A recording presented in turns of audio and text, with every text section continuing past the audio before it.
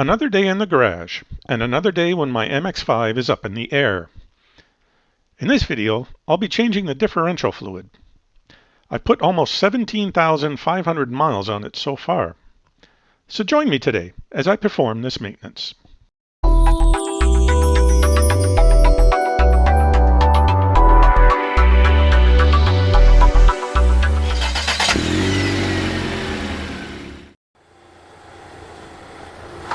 I've had these car ramps for many years, and they have worked well for many jobs. But as you can see, they position the car at an angle.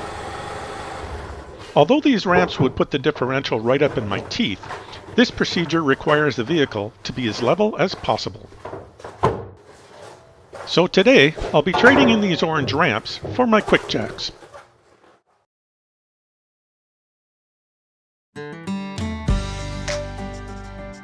One of the great advantages of this jacking system is that the vehicle will be raised level, so checking of fluid levels can be done accurately while still in the air.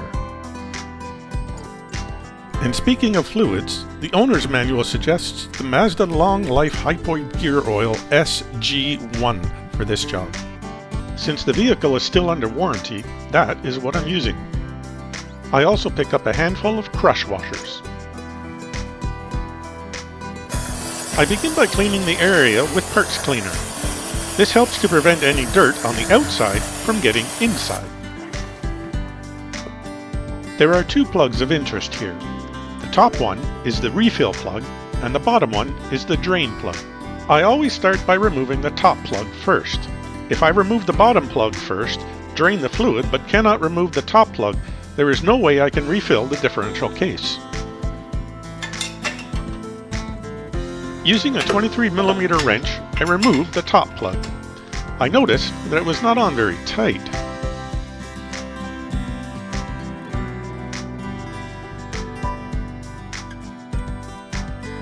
This might look awkward removing the plug this way, but I didn't want my fat fingers to block the camera's view.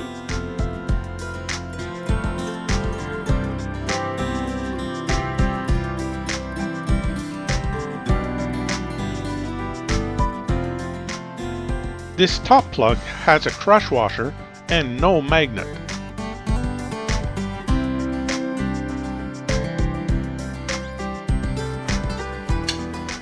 The lower plug needs a 24mm wrench, and again, this plug was not on very tight.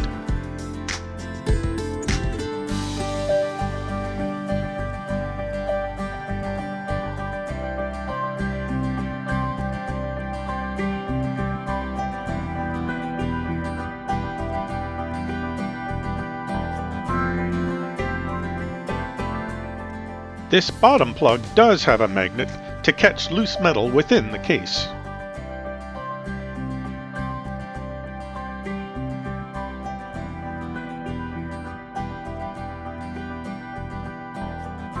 Here is what the magnet looks like. The amount of metal shavings attached is just about what I was expecting. All gear sets will lose some metal during the break-in period, and what I have here is not an overly excessive amount. I am cleaning it off, and we'll check on it again around the 36,000 mile mark.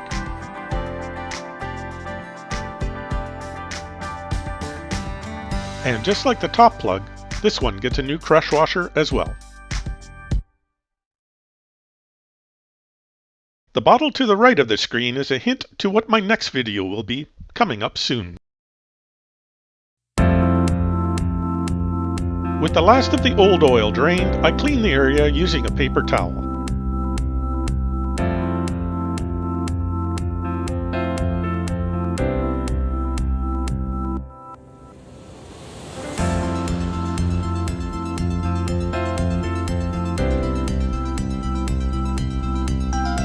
I am going to tighten this plug just a little tighter than it was before, just to ensure that it won't back out.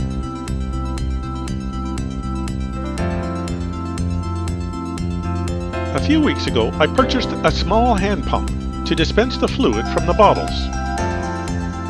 Unfortunately, I can't use it today because the neck openings are just too small. I will, however, use the tube and hole clip that came with the kit.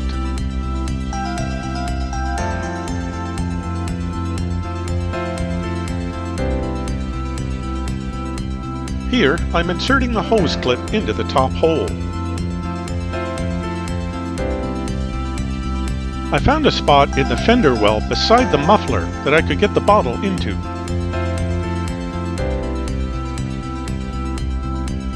This is a better camera angle of the clip locking into the hole.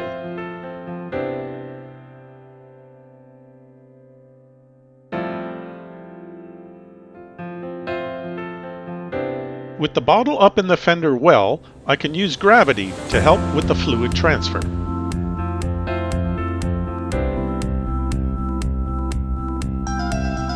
The owner's manual states that just over half a liter of fluid is needed.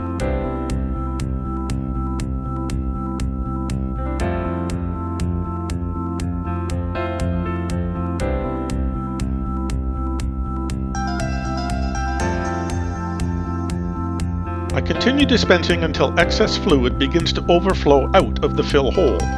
This means that the differential case is filled to the correct level. Remember what I said about the quick jacks.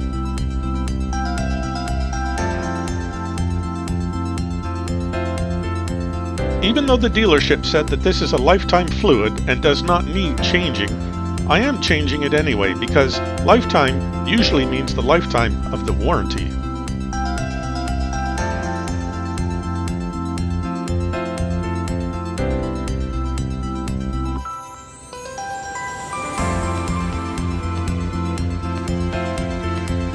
And finally, the top plug goes in with a new crush washer.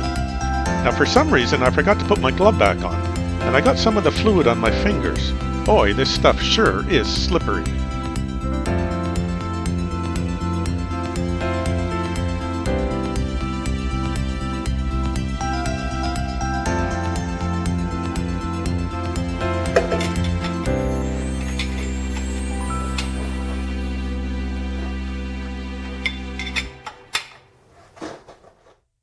And so that was it.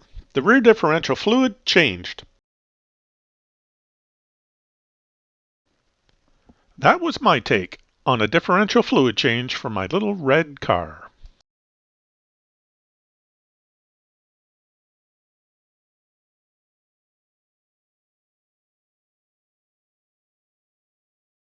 Thank you for joining me today behind the red door.